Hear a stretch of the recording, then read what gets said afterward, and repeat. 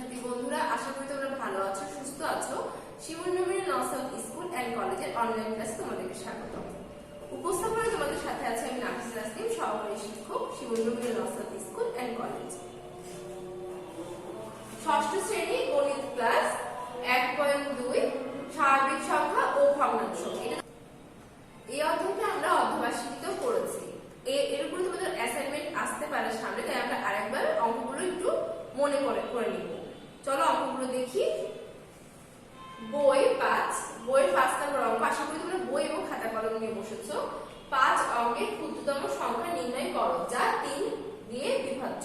তাহলে আমরা কি জানি কখন 3 দিয়ে বিভাজ্য হয় একটা সংখ্যা? যখন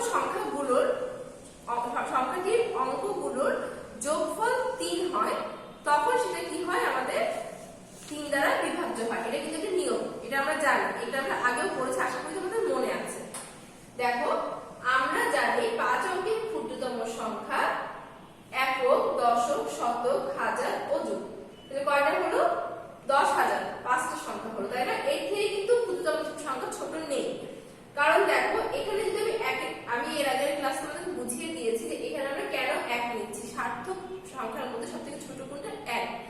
তার ডানে যদি আমি 0 নিতাম তাহলে কিন্তু সেটা কিছু কোনো সংখ্যা প্রকাশ করতো না, কারণ বাম সাইডে যদি আমি 0 নিই সেটা কোনো সংখ্যা প্রকাশ করে না।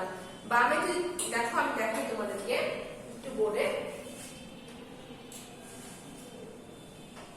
দেখো যে 0, 1, 1, 2, 3, 4, 1, 2, 3, 4, 5, এই শূন্যটা কি আমাদের কিছু প্রকাশ করছে? আবার 12 আগে যদি 0 বসে সেটা কিন্তু কিছু প্রকাশ করছে না। তাই জন্য আমরা কি করছি, প্রথমে 1 নিয়ে নিচ্ছি, সার্থক সংখ্যাগুলোর মধ্যে সবথেকে ছোট সংখ্যাটা নিয়ে নিচ্ছি। তারপরে কি করছি, 5টা যেহেতু বলেছে 1, 2, 3, 4, টোটাল কত হলো? 5টা অঙ্ক নিয়ে আমাদের কত হলো? 10,000। তাহলে এটাই হচ্ছে আমাদের 5 অঙ্কের ক্ষুদ্রতম সংখ্যা। এখন আমাদের বের করতে হবে 5 অঙ্কের যে ক্ষুদ্রতম সংখ্যা নির্ণয় করতে হবে, যেটা 3 দিয়ে বিভাজ্য। এটা কি 3 দিয়ে বিভাজ্য? দেখো তো, 0 যোগ 0 যোগ 0 যোগ 0 যোগ 1, আমাদের কিন্তু 1 আসছে, 3 দিয়ে কিন্তু বিভাজ্য হচ্ছে না। তারপরে দেখি, কিন্তু 10,000 সংখ্যাটি 3 দিয়ে বিভাজ্য নয়, যেটা আমি একটু আগে তোমাদেরকে বুঝিয়ে দিলাম। তাই 10,000 এর পরবর্তী ক্ষুদ্রতম সংখ্যা 1, 0, 0, 0, 1। এখন দেখি তো আমরা বলে যে পরবর্তী ক্ষুদ্রতম সংখ্যা হচ্ছে এইটা। তাহলে 1, 0, 0, 0, 1। এখন দেখো তো অঙ্কগুলোকে যোগ করি তো। 1, 0, 0, 0, 1 যোগ করলে কত হয়? 2। এটা কি 3 দিয়ে বিভাজ্য? এটা কিন্তু 3 দিয়ে বিভাজ্য নয়। আবার এমনি আমি তোমাদেরকে দেখাই, যদি তোমাদের একটা সংখ্যা বলতো 12, তাহলে দেখো 12 এই সংখ্যাটা কি 3 দিয়ে বিভাজ্য? দেখি তো আমরা, যোগ 2, দেখো 3 হচ্ছে, তার মানে কি 3 দিয়ে বিভাজ্য, মানে 3 দিয়ে ভাগ করা যায়। এই জন্যই আমি এটা তোমাদেরকে যোগ করে দেখালাম ছোট সংখ্যা দিয়ে। দেখো এবার, যা 3 দিয়ে বিভাজ্য নয়, এটা আমরা বোর্ডে দেখলাম। এর পরবর্তী ক্ষুদ্রতম সংখ্যা 1, 0, 0, 0, 2। এর ক্ষেত্রে বিভাজ্যতা যাচাই করে দেখি নিয়ম অনুসারে। 1, 0, 0, 0, 2 সংখ্যাটি অঙ্কগুলোর যোগফল 3 দিয়ে বিভাজ্য হলে প্রদত্ত সংখ্যাটি 3 দিয়ে বিভাজ্য হবে। দেখো আমরা একটু বোর্ডে দেখি পরবর্তী সংখ্যাটা আমাদের কি বলছে। তাহলে আমরা 10,000 দেখলাম, 10,000, 1 দেখলাম, কোনোটাই 3 দিয়ে বিভাজ্য নয়। এখন দেখি তো, 0, 0, 0, 3, 2, 1 যোগ 0 যোগ 0 যোগ 0 যোগ 2, 1 আর 2 যোগ করলে আমাদের কত হয়? 3। আর এই শূন্যগুলো তো যোগ করলে একই থেকে যায়। তাহলে এটা দেখো 3 দিয়ে বিভাজ্য না, আমরা 3 দিয়ে যদি এটাকে ভাগ করি তাহলে কত হয়? 1 হয় না? তাহলে 3 দিয়ে বিভাজ্য হলো। তাহলে আমরা 5 অঙ্কের ক্ষুদ্রতম সংখ্যাটি কিন্তু পেয়ে গেলাম। দেখো, 10,002 সংখ্যাটির অঙ্কগুলোর যোগফল, যেটা আমি তোমাদেরকে বোর্ডে দেখালাম, যোগ করলে কত আসছে? 3। দেখো এখানে 1 গুণ 3, যা 3 দিয়ে বিভাজ্য। 3 দিয়ে বিভাজ্য 5 অঙ্কের ক্ষুদ্রতম সংখ্যা 1, 0, 0, 0, 2। আশা করি তোমরা এটা পারবে। তোমরা যে কোনো যদি একটা সংখ্যা দিতে চাই, যেরকম 24, দেখো তোমরা যদি 24 এবং দিয়ে বলতো দেখো সংখ্যাটি দ্বারা বিভাজ্য কিনা। যদি কয় দেয় সৃজনশীল অঙ্কে, তাহলে তোমরা কি করবা, সংখ্যাটির অঙ্কগুলোকে যোগ করবা। 2 গুণ 2 যোগ 4, তাহলে কত হয় 6। দেখো তো 6 আমি 3 দিয়ে ভাগ করি 6 কে, তাহলে কয়বার যায়, 2 বার। তাহলে এটা কিন্তু 3 দিয়ে বিভাজ্য। তাহলে 3 দিয়ে বিভাজ্য সূত্রটা কি আমাদের, যে সংখ্যাটির অঙ্কগুলো যোগফল 3 দিয়ে বিভাজ্য হচ্ছে কিনা, সেটাই হবে তাহলে আমাদের 3 দিয়ে বিভাজ্য। আশা করি তোমরা এটা বুঝতে পারবে। পরবর্তীতে দেখি কি আছে। 7 অঙ্কের বৃহত্তম সংখ্যা নির্ণয় করো যা 6 দিয়ে বিভাজ্য। 6 দিয়ে বিভাজ্যের কিন্তু একটা নিয়ম আছে, সেটা কিন্তু আমরা জানি। 6 দিয়ে বিভাজ্যের নিয়মটা কি, যে আমাদের 2 অথবা 3 দিয়ে বিভাজ্য হতে হবে জিনিসটা। দেখো তো এবার আমরা জানি 7 অঙ্কের বৃহত্তম সংখ্যা, সবথেকে বড় সার্থক সংখ্যা আমাদের কোনটা, 9। তাহলে আমাদের 7টা 9 নিলে সবথেকে বড় হয়ে যাবে। যদি আমি এর থেকে বেশি নিই তাহলে তখন কিন্তু চলে আসবে অন্য সংখ্যা, 7 অঙ্কের আর থাকবে না, তখন চলে আসবে 8 অঙ্কে। তাই জন্য আমরা 7টা 9 নিলাম। এখন দেখো সংখ্যাটি 6 দিয়ে বিভাজ্য হবে যদি সংখ্যাটি 2 ও 3 দিয়ে বিভাজ্য হয়। এটা কিন্তু আমি একটু আগে তোমাদেরকে বললাম। দেখো তো আমরা যে বৃহত্তম সংখ্যা নিলাম 7টা, এটা কি আমাদের 3 দিয়ে বিভাজ্য, সেটা আমাদের আগে দেখতে হবে।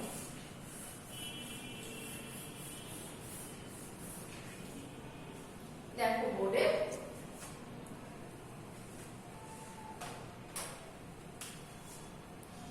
1 2 3 4 5 6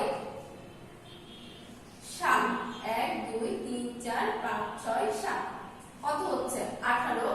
18 আর 9 কত হচ্ছে আমাদের 27। 27 আর 9 36।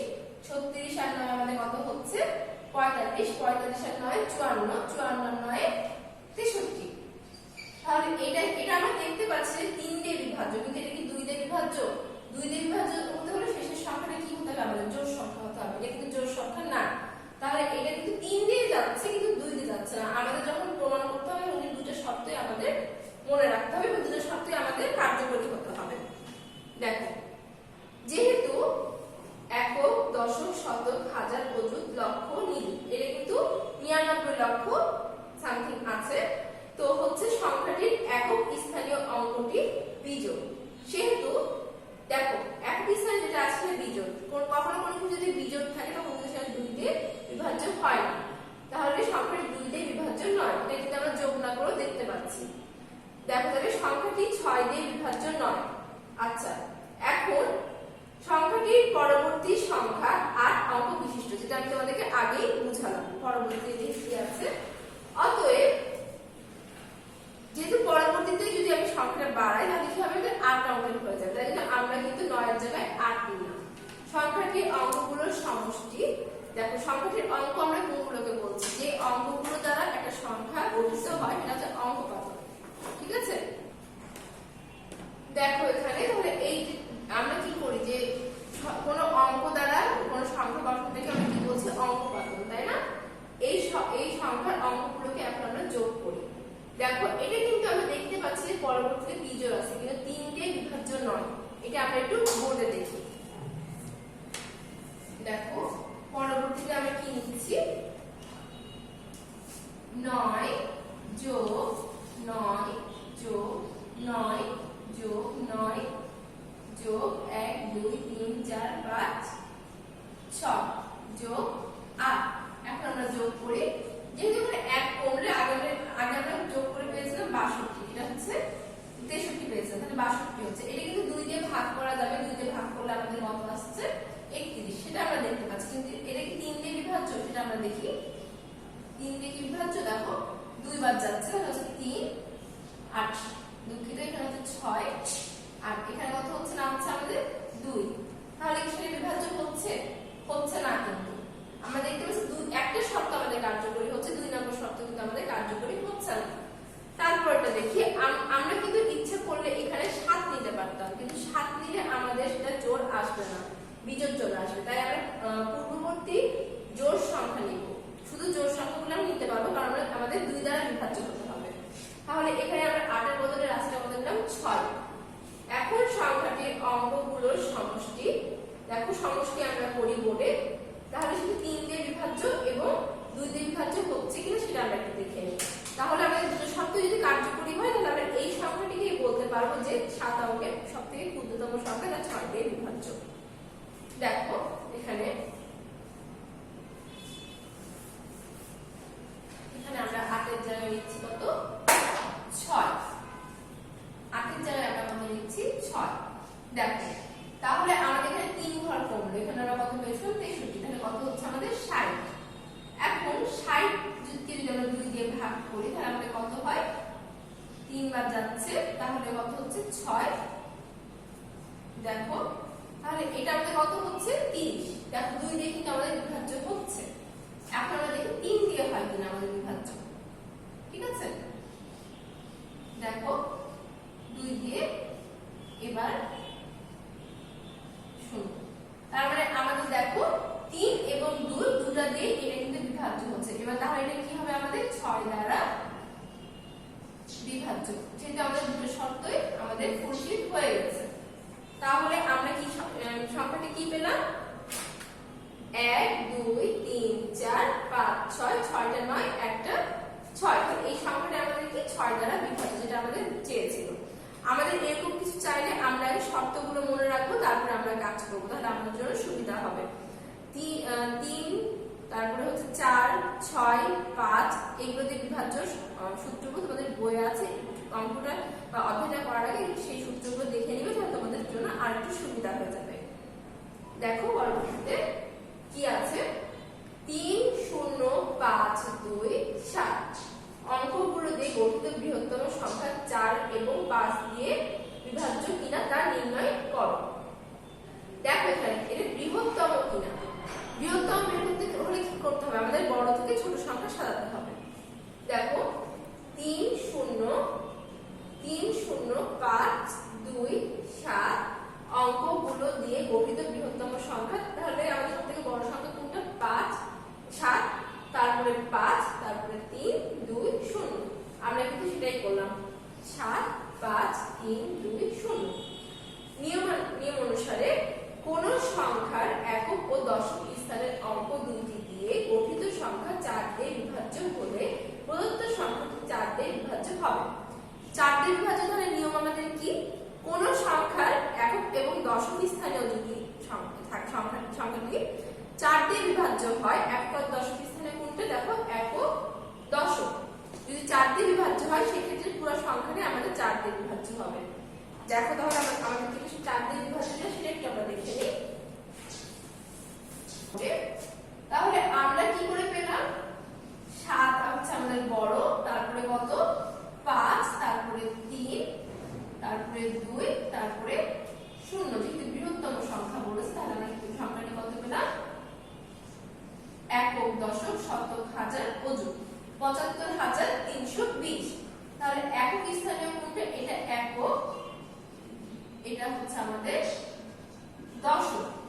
ঠিক আছে, এখন দেখো একক এবং দশক স্থানীয় অঙ্কটা আমাদের 4 দিয়ে বিভাজ্য হবে। এখন দশক স্থানীয় সংখ্যাটি কত 20।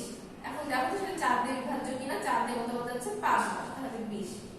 ঠিক আছে, তাহলে আমাদের কিন্তু এটা 4 দিয়ে বিভাজ্য হচ্ছে, অর্থাৎ সংখ্যাটি আমাদের 4 দিয়ে বিভাজ্য। তাহলে এটা আমরা নির্ণয় করতে পারবো।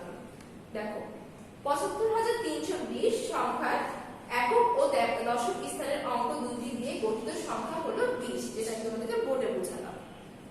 আবার 20 সমান সমান দেখো 4 গুণ 5, যা 4 দিয়ে বিভাজ্য। অতএব 75,320 সংখ্যাটি 4 দিয়ে বিভাজ্য। এবার আমরা কি জানি যে কোন সংখ্যার একক স্থানের অঙ্ক 0 অথবা 5 হলে প্রদত্ত সংখ্যাটি 5 দিয়ে বিভাজ্য। দেখো তো 75,320 সংখ্যাটি কি 5 দিয়ে বিভাজ্য কিনা সেটা আমরা দেখি, কারণ লাস্টে দেখো আমাদের 0 আছে, তাহলে আমাদের 5 দিয়ে বিভাজ্যের নিয়ম কি হয় শেষে 0 থাকবে না হয় 5 থাকবে। তাহলে কিন্তু এখানে দেখো 0 জিনিসটা আছে, তো আমরা দেখি না 5 দিয়ে বিভাজ্য কিনা, এটা একটু হাতে করেও আমরা দেখি, তাহলে আমরা বুঝতে পারবো। দেখো এখানে 5 দিয়ে 75,320। এখন দেখো 7 কতবার যায় একবার, তাহলে কতবার হয় 5, তাহলে এখানে কত নামে 2 আর 5, তাই না? এবার দেখো তাহলে এটা 5,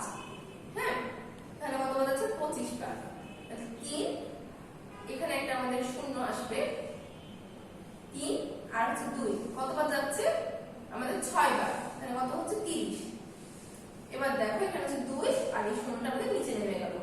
তাহলে কতবার হয়? 5 20। এটা কিন্তু আমাদের মিলে গেল। তাহলে আমাদের কত হচ্ছে? 1565। আমরা কিন্তু এইটা 5 দিয়ে বিভাজ্য করতে পারবো। তাহলে আমাদের 4 এবং 5 দুটো শর্তই কিন্তু আমাদের এই সংখ্যাটা পূরণ করছে। তাহলে আমাদেরকে কি বলেছে? যাচাই করো যে 4 অথবা 5 দিয়ে বিভাজ্য কিনা। তাহলে আমরা কি পেলাম? 4 এবং 5 দিয়ে এটা বিভাজ্য। যেমন আবার যদি তোমাদেরকে বলে যে কোন একটা সংখ্যা দিল 140,